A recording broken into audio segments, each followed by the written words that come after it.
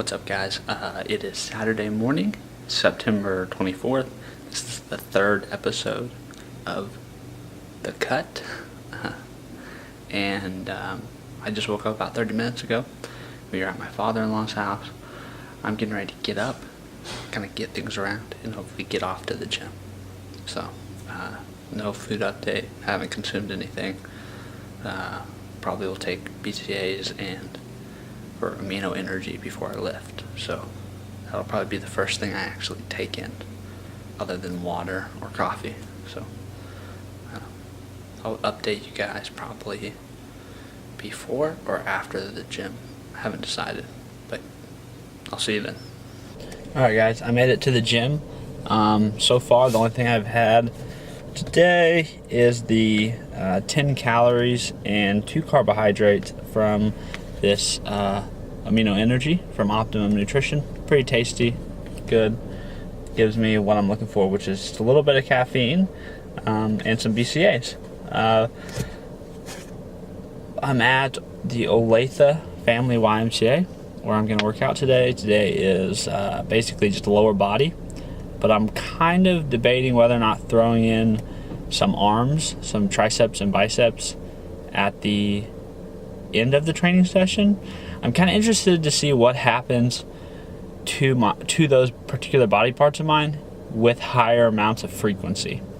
So I don't know. I may not, but I just, it's something I'm curious about as far as training goes. Yeah, and then I will, after I work out, I'll probably have a protein shake once I get back to the house, and that will set me up really good because I'll have quite a few calories, carbs, fats to make it through the rest of the day. So I imagine that there'll be a meal out somewhere, which tends to be a little bit higher calorie. Maybe 2 meals out somewhere. I don't know yet. But just me kind of based on how we normally spend our weekends here when we're visiting, trying to strategize and plan accordingly and think ahead, which is a lot of most people's downfall when it comes to nutrition and their goals. Is it's just nutrition is just what's most convenient or what's most available at the time. It's not, there's no strategy behind it, and so they end up just making really poor nutritional choices in the context of their goals. Not that some foods are good or bad, but that some choices are bad because they don't move you towards your goals, and some choices are good because they do move you towards your goals. So that's kind of how I judge whether something's a good or a poor nutritional choice. I'm gonna go in here and lift. Haven't weighed in yet today. I'm gonna go in here and use their scale. I'll be interested to see if there's a big discrepancy between my scale at home and this scale.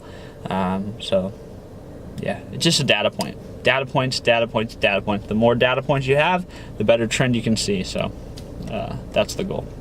I will catch up with you guys later.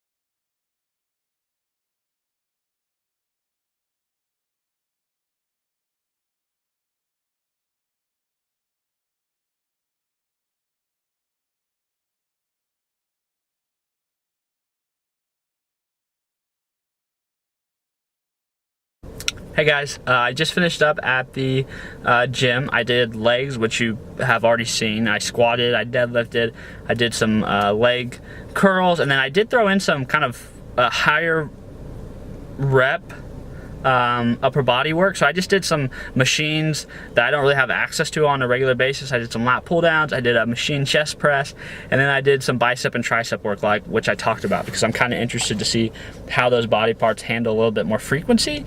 So we'll see. That may be what they respond to better than anything else for me, and that's kind of a hypothesis I want to test. So now I'm going to go home. I'm going to take a protein shake, figure out what the game plan is for the rest of the day. I think we're going to go shopping for some plants to put in my father-in-law's yard, hang out, spend time with Cal, just that good stuff. And I will keep updating you guys at each meal or whenever I eat that meal. And again, guys, like if you're not interested in that, let me know. Comment.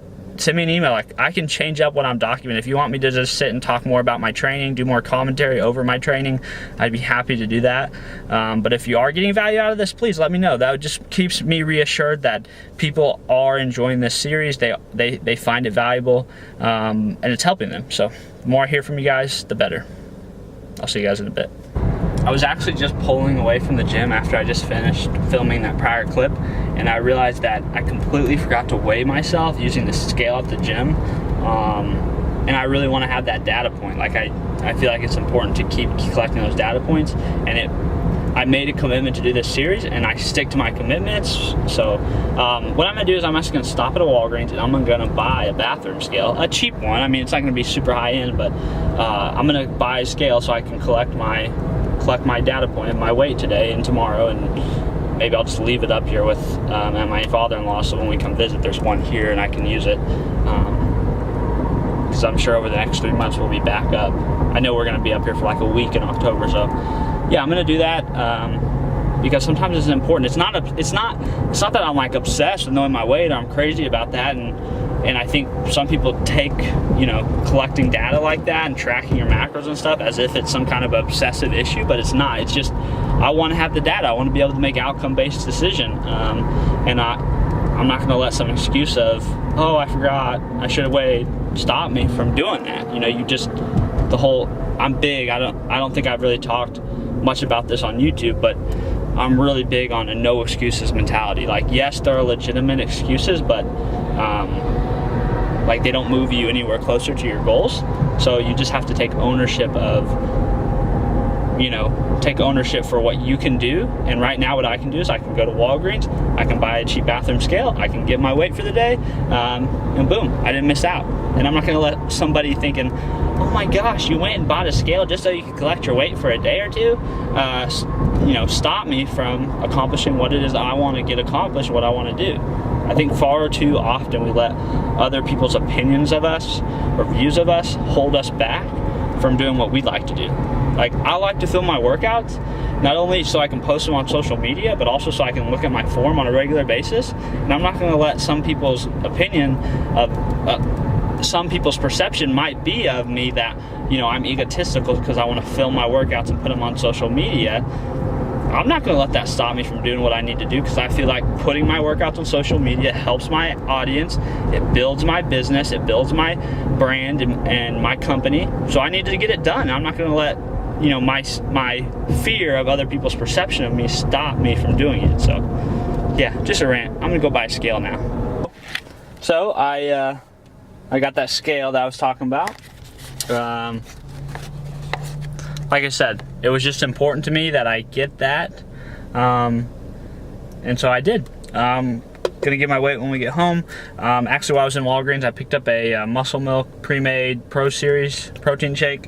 More than anything, just because I love the way these taste. I think they taste a lot better than your powder. While your powder's better value, and if you're gonna use it regularly once or twice a day, you definitely want to buy, you know, powdered protein in bulk, but for a nice treat every once in a while, a little bit better tasting, I'll buy Muscle Milk, and it's also really convenient too.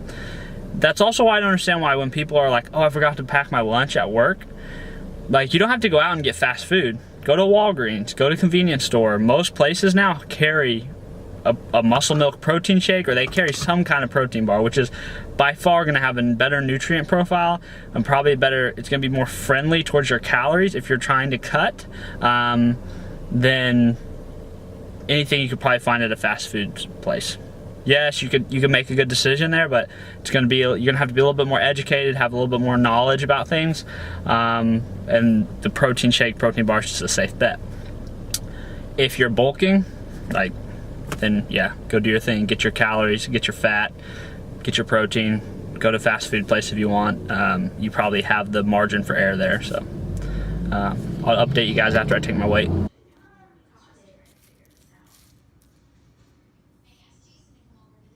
Hey guys, quick update.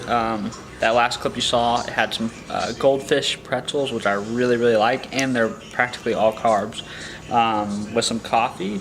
I also had a G2 Gatorade. They taste good, they're low calorie, pretty low carb. And then of course I had that protein shake, and that shows you earlier. I haven't tracked it all, so I don't know exactly where that leaves me sitting macros and calorie wise, but I know it's pretty relatively good considering it's 1:30 in the afternoon and probably gonna have 1 or 2 more meals, so I've got plenty of bandwidth. What was I gonna say? Oh, I also had a cup of coffee with my goldfish. I love coffee. If you followed any of my other content here or anywhere else, coffee's amazing, or so I think. It actually though, caffeine can actually be a really helpful appetite suppressant. You know, the effectiveness probably varies for the individual, but you know, if you're super hungry or got super bad cravings when you're doing something like a cut or trying to lose weight, having something with a little caffeine in it can be helpful to overcome those periods of cravings or hunger. So you can always, that wasn't the situation with me. I just wanted to drink a cup of coffee with my pretzel goldfish, but I just thought I would throw that out there because it can be helpful to some people. So yeah, so like I said, I don't know what the plans are the rest of the day as far as food goes, but either way I put myself in a good position, which is the key. I weighed in on that scale I bought at Walgreens. I weighed in at 222 pounds.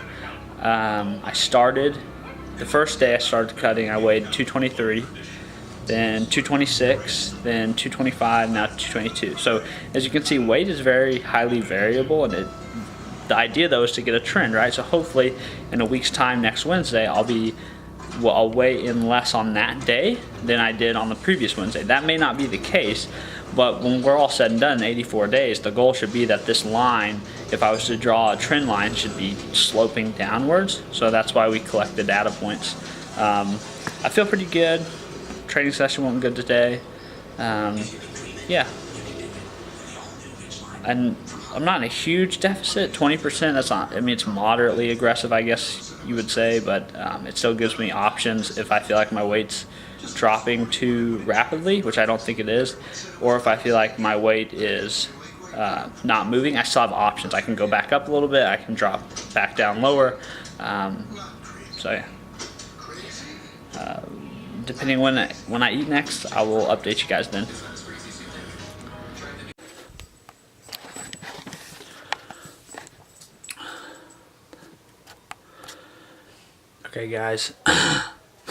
Okay guys, it's 9:17 in the evening. I know it's a big gap from when we last updated from the last clip, so I'm just going to kind of take you through what I've eaten, show a brief clip of it, and then explain it. So what you just looked at was a sandwich. It had 2 pieces of wheat bread, about 3 ounces of turkey breast, sliced deli meat, a 1/4 cup of shredded mozzarella cheese, a little bit of ranch dressing, tomatoes, onion, and lettuce. I ate that.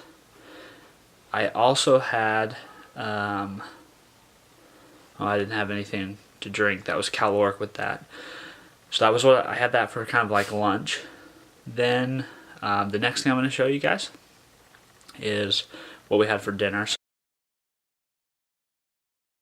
So the clip you just saw was a barbecue brisket sandwich with some French fries. I did not eat the bun that the brisket came on. I just ate the brisket. It did have some sauce on it. And then I had I ate all the French fries. So that restaurant that we got it from doesn't have nutritionals posted. So I estimated using some foods that already were in the app I use to track in my macros plus. So what I've got recorded today and tracked today isn't super accurate, more of a guesstimate. But as far as kind of that guesstimate goes for today at 9:18 at night, I'm sitting at 114 grams of protein, 153 grams of carbs, and 54 grams of fat for a total calorie count of 1,500 calories roughly. So I'm quite a bit under. I'm definitely under on my protein. I need to get that up. The carbs, I have plenty to go for the rest of the night. I need to get my calories up a little bit higher. So I'm going to have a protein shake right now, right after I finish this clip.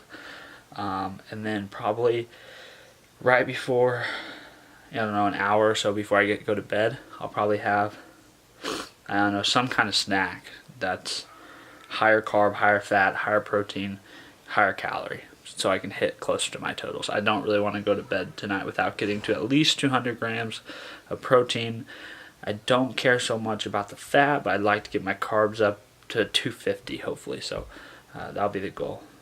I'll update you guys after that meal. So yeah, and you know, just to kind of go back to the brisket thing, that really is kind of where most people get tripped up when it comes to tracking. They go someplace that doesn't have nutritionals calculated or published, and they get freaked out about it. Don't. Just go generic. Even if you just go to the USDA has a whole nutrient database of a bunch of foods, or even a lot of the apps have food databases. Just go with the closest approximate. If you don't have a food scale on hand, make a rough estimate. You know what about an ounce looks like. You know what about a cup is.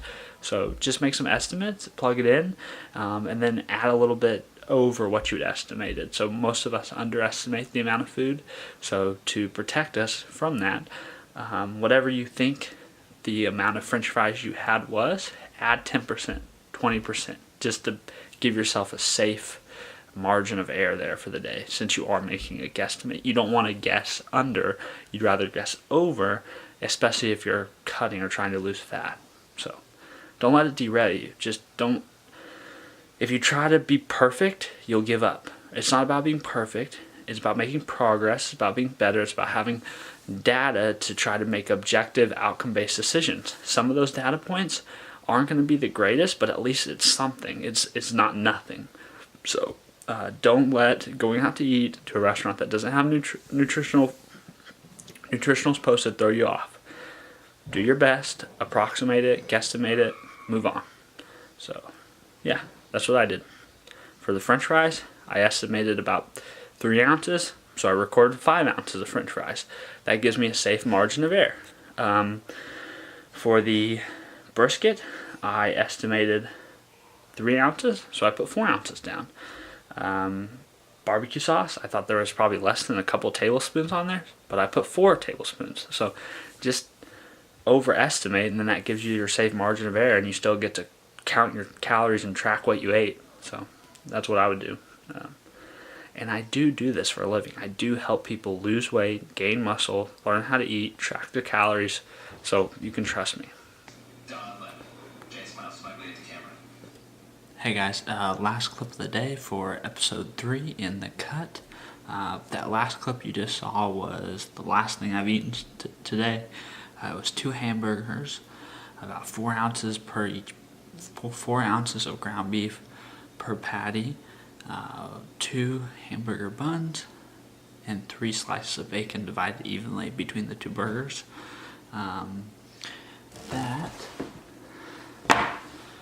With that meal, my totals basically to end the day, because I'm not planning on eating anything else, is 211.5 grams of protein, 194 grams of carbs, 79 grams of fat, and 2,213 calories for the day. So I'm below my calories by about 500.